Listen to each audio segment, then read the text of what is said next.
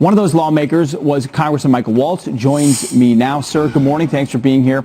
So we've tried to break down this bill. I know it was delivered late at night with very little debate. What was your opposition to the bill? Well, first, Pete, I want to say that I did vote for the $8 billion package supporting NIH, CDC, Health and Human Services, things that were very focused on corona, testing, vaccine, and other pieces.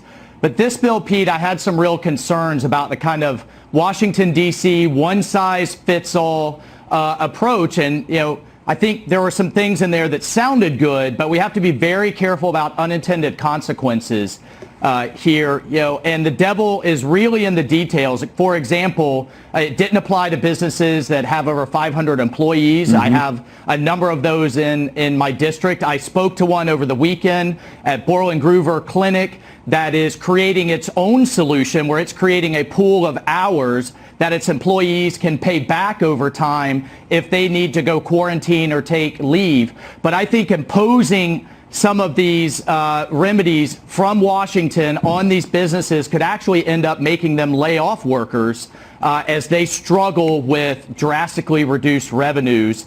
Look, Pete, at the end of the day, I think this is going to be handled at the community and at the local level. I wanted to see things like the payroll tax holiday that the president asked for, financing for these businesses to help their cash flow, rather than this kind of massive open spigot of federal spending. Nobody knew how much, and nobody knows how much that bill is going to end up costing at the end. Attached. There may also be additional bills coming forward. Potentially some of the things you're talking about could be included. We shall see. But as you know, Congressman, there's a debate tonight between Bernie Sanders and Joe Biden and a primary on Tuesday.